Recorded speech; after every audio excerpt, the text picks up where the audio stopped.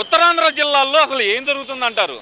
మొన్నటి వరకు చూస్తేనేమో ఒక గంట వచ్చిపోవచ్చు కదా అని చెప్పి అవంతి శ్రీనివాస్ గారు చేసిన వ్యాఖ్యలు, మరి వాళ్ళు ఓడిపోయిన తర్వాత విజయసాయిరెడ్డి గారి రాసలీలలు, ఇవన్నీ మర్చిపోక ముందలే దువ్వాడ శ్రీనివాస్ గారి విషయం ఏం జరుగుతుందంటారు ఉత్తరాంధ్రలో? అసలుకి ఇవాళ వైఎస్ఆర్సీపీ అంటే వై అంటే ఎవరినైనా శారీరకంగా మరి రాక్షసంగా వంచన చేసేటువంటి దౌర్భాగ్య పార్టీ అని చెప్పేసి అనుకోవచ్చు. ఇవాళ ముఖ్యంగా వీళ్ళ యొక్క రాసలీలలు మొదటి నుంచి ఏదైతే సాక్షాత్తు పార్లమెంటు మరి సభ్యుడిగా అప్పుడు ఉన్నటువంటి ఒక వెధవ బట్టలు ఇప్పి చూపించినటువంటి పరిస్థితి దేశంలో ఎక్కడా లేదని చెప్పేసి ఖచ్చితంగా చెప్పవచ్చు. మరోపక్క మరి అరగంట గంట అని చెప్పేసి ఒక కామాంధుడు కాంబాబు అని పిలువబడేటువంటి అంబటి రాంబాబు ఒక పక్క, మరో పక్క మరి అవంతి శ్రీనివాస్, ఇలా వీళ్ళ నీచపు పోకడలను చూస్తూ ఉంటే ఇవాళ కొత్తగా మరో పోటుగాడు ఇవాళ ఏదైతే మరి గతంలో మరి పవన్ కళ్యాణ్ గారి గురించి మరి ఎంతో పత్ని వ్రతుణ్ణి అని చెప్పేసి ఎంతో సామెతలు కావచ్చు, మరి అదేవిధంగా అనేక రకమైనటువంటి ప్రగల్భాలు పగిలినటువంటి దువ్వాడ శ్రీనివాస్ ఇవాళ చేసినటువంటి పని అయితే ఇక్కడ మరి జగన్మోహన్ రెడ్డి బ్యాచ్కి చెందిన ప్రతి ఒక్క రాజకీయ నాయకుడు కూడా ఇటు చేస్తే మర్డర్ చేస్తాడు, అటు చేస్తే రేప్ చేస్తాడు, లేదా దాడులు చేస్తాడు. వైసీపీ యొక్క ముఖ్య ఉద్దేశం రేపులు మర్డర్లు దాడి అని చెప్పేసి ఇవాళ ఆంధ్ర రాష్ట్రంలో చిన్న పిల్లవాడిని అడిగినా సరే చెప్పేటువంటి మాట మరి జగన్మోహన్ రెడ్డి గురించి. అలాంటి నీచ సంస్కృతి కలిగినటువంటి నాయకులు కేవలం వైసీపీలో జగన్మోహన్ రెడ్డి వెనకమాల ఉన్నారనేదే ఇది జగమెరిగిన సత్యం అని చెప్పి చెప్పవచ్చు. ఒకళ్ళ వ్యక్తిగత విషయాల గురించి మనం మాట్లాడకూడదు అంటూ జగన్మోహన్ రెడ్డి నిన్న ఏదైతే పాడేరు నేతలతో మాట్లాడేటప్పుడు ఆయన చేసిన వ్యాఖ్యలు ఎలా చూడాలంటారు? మరి గతంలో పవన్ కళ్యాణ్ గారి పెళ్లిళ్ళ గురించి ఆయన చేశారు కదా మరి వ్యాఖ్యలు, మరి నిన్న మాత్రం ఆ బుద్ధులు ఎందుకు చెబుతున్నారు అనుకోవాలంటారు? ఏవండి, ఎదుటి వాడికి చెప్పేటందుకే నీతులు ఉన్నాయని చెప్పేసి గతంలో ఎంతో మంది మహానుభావులు చెప్పినటువంటి మాటలు ఇవాళ కేవలం రాష్ట్రంలో జగన్మోహన్ రెడ్డికే మరి చెల్లుతాయి. ఎందుకంటే తాను చేస్తే సంసారం, ఎదుటి వాళ్ళు చేస్తే వ్యభిచారం అనే యొక్క నైజం ఈ జగన్మోహన్ రెడ్డిది. కాబట్టి ఆ విధమైనటువంటి ప్రవర్తనాశీలికి బాగా అలవాటు పడిపోయినటువంటి వ్యక్తి ఎవరైనా దేశంలో ఉన్నాడంటే అది కేవలం ఒక మానసిక రోగి ఈ జగన్మోహన్ రెడ్డి అని చెప్పేసి ఖచ్చితంగా చెప్పవచ్చు. రాష్ట్రంలో రెడ్ బుక్ రాజ్యాంగం నడుస్తుంది అంటూ జగన్మోహన్ రెడ్డి చేస్తున్న వ్యాఖ్యలు, అలాగే చూస్తే కనుక వైసీపీ పార్టీకి పూర్వ వైభవం వచ్చే విధంగా బొత్స సత్యనారాయణ గెలిపే ఎమ్మెల్సీగా గెలిపే దానికి మైలు రాయి అంటూ వైసీపీ పార్టీ చేస్తున్న ప్రచారం, ఈ రెండిట్లో ఏది నిజం అనుకోవాలంటారు? ఇవాళ ఫ్రేక్ ప్రచారానికి పెద్దపీట వేసేటువంటి వైచీప్ గాళ్ల గురించి చెప్పాలంటే ముఖ్యంగా రాష్ట్రంలో తెలుగుదేశం పార్టీ కూటమి అధికారంలోకి వచ్చినప్పటికీ ఇక్కడ చస్తుంది తెలుగుదేశం పార్టీ కార్యకర్తలు, రాజకీయ లబ్ధి కోసం ఏడుస్తుంది వైసీపీ నాయకులు. ఇవాళ కర్నూలులో ఒక మాజీ సర్పంచ్ని మరి కళ్ళల్లో కారపొడి జల్లి వేట గొడవళ్లతో విచక్షణారహితంగా నరికినటువంటి ఘనత వైచీప్ గుండాగాళ్లకే చెల్లుతా ఉంది. ఇవాళ ఒక పక్క ఏదైతే ఎమ్మెల్సీ ఎన్నికల గురించి చెప్పుకోవాల్సి వస్తే ఇక్కడ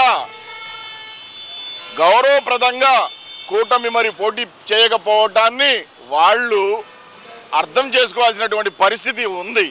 అయితే ఇవాళ నీచ రాజకీయాలకు కేరాఫ్ అయినటువంటి జగన్మోహన్ రెడ్డి బ్యాచ్ మరొకసారి తప్పుడు ప్రచారాలకు తెలరేపడం అనేది ఆంధ్ర రాష్ట్రమే మరి సిగ్గుపడతా ఉంది. ఇవాళ ఇటువంటి పనికిమాలిన రాజకీయ నాయకులు, రాజకీయ భక్షకులు వీళ్ళని తన్ని గొయ్యి తీసి పాతి పెట్టినా సిగ్గులేని పోకడలకు మళ్ళా తావిస్తున్నటువంటి జగన్మోహన్ రెడ్డి వైసీపీ పార్టీకి ఇవాళ ఏ కండిషన్లో ఉండాలనేది మానసిక కండిషన్లో మనం అర్థం చేసుకోవాల్సిన పరిస్థితి మనపై ఉందని చెప్పేసి సందర్భంగా చెప్తా ఉన్నాను. మరి ఇక్కడ ఇంకో విషయం కూడా తీసుకుంటే గనక కర్నూలులో జరిగిన హత్య తెలుగుదేశం పార్టీ కార్యకర్త అని చెప్పి మీరు అంటున్నారు. మరి రాష్ట్రంలో నిజంగా రెడ్ బుక్ రాజ్యాంగం నడుస్తుందంటూ ధర్నాలు చేస్తున్న జగన్మోహన్ రెడ్డి అక్కడికి వెళ్ళి ధర్నా చేసే అవకాశం ఉందంటారా? అరే, సొంత బాబాయ్ సస్తేనే 5 సంవత్సరాల కాలంలో పదవిలో ఉండి ఏం చేయాలంటున్నటువంటి దద్దమ్మ ముఖ్యమంత్రిగా ఉన్నటువంటి జగన్మోహన్ రెడ్డి ఇవాళ రాష్ట్రంలో మరి రాజకీయాలకు అలవాటు పడినటువంటి జగన్మోహన్ రెడ్డి ఇవాళ శవాలు కనబడితే మళ్ళా ఆ శవాలతో కూడా అందుట్లో చస్తా ఉంది ఒక పక్క తెలుగుదేశం పార్టీ నాయకులు. నిన్న కర్నూలులో ఉదంతం చూస్తే సాక్షాత్తు ఒక మాజీ సర్పంచి, తెలుగుదేశం పార్టీకి చెందినటువంటి మాజీ సర్పంచి ఇలా సొంత బాబాయ్ హత్య విషయాన్ని అడుగుతుంది. అది కాదండి, ఎక్కడ హత్య జరిగినా సరే మా కార్యకర్తలు చనిపోయారని చెప్పి వెళ్ళిపోతున్న జగన్మోహన్ రెడ్డి మరి ఇక్కడికి కూడా వెళ్తారా? కర్నూలు కూడా వెళ్తారా? వెళ్ళరా?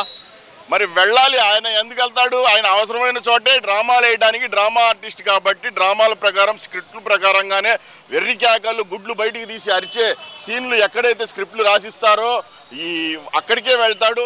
అక్కడే ప్రగల్భాలు పలికేటువంటి నైజం జగన్మోహన్ రెడ్డిది కాబట్టి, చనిపోయింది తెలుగుదేశం పార్టీ కార్యకర్త కాబట్టి వెళ్ళడు.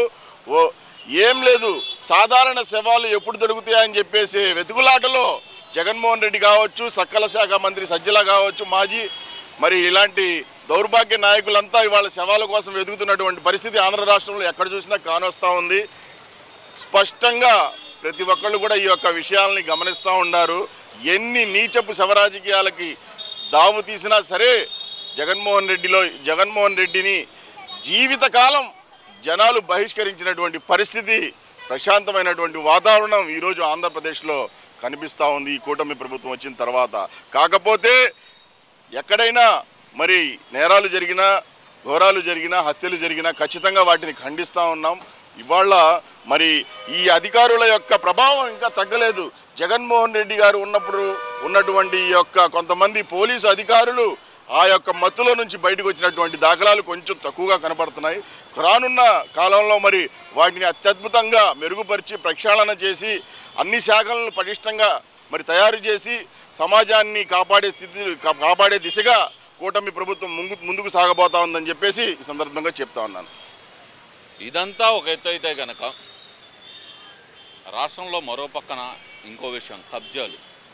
ఎలా చూడాలంటారు ఈ కబ్జా వ్యవహారాలన్నింటినీ? గత 5 సంవత్సరాల కాలం కబ్జాదారులకు ఒక హల్వా చేతికి దొరికితే ఎలా ఉంటుందో అలాంటి కాలం జగన్మోహన్ రెడ్డి యొక్క పరిపాలనా కాలం. అయితే అప్పుడు కబ్జాలకు ఎక్కడ చూసినా మరి కబ్జాల మీద కబ్జాలు చేస్తా, కడప నుంచి రౌడీలు మరి శ్రీకాకుళం, వైజాగ్, ఉత్తరాంధ్రాన్ని కూడా మరి దోచేసి రాష్ట్రంలో దొరికిన చోటల్లా కబ్జాలు చేసి కూర్చుంటే ఇవాళ ఉన్నటువంటి ప్రభుత్వం చూస్తా ఊరుకోదు. ఖచ్చితంగా ప్రతి ఒక్క కబ్జాదారునికి కొరడా గుమణించాల్సినటువంటి సమయం ఆసన్నమైంది. దాంట్లో భాగంగా ఖచ్చితంగా రానున్న రోజుల్లో గత 5 సంవత్సరాల ప్రభుత్వ కాలంలో చేసినటువంటి కబ్జాలను కావచ్చు, దారుణాలను కావచ్చు, ఏ ఒక్కదాన్ని ఉపేక్షించేది లేదు. ఖచ్చితంగా అదే రెడ్ బుక్ సారాంశం అనేది కూడా ఈ సందర్భంగా చెప్తా ఉన్నాను. 2029లో మేము తిరిగి వస్తాం, ఆ రోజు మా కార్యకర్తలు నేను ఆగమన్నా ఆగరు, ఇంతకింతగా బదులు తీర్చుకుంటాం తెలుగుదేశం పార్టీ కార్యకర్తల మీద, నాయకుల మీద అంటూ జగన్మోహన్ రెడ్డి చేస్తున్న సవాల్ని ఎలా చూడాలంటారు? మరి యాడికి వస్తావయ్యా?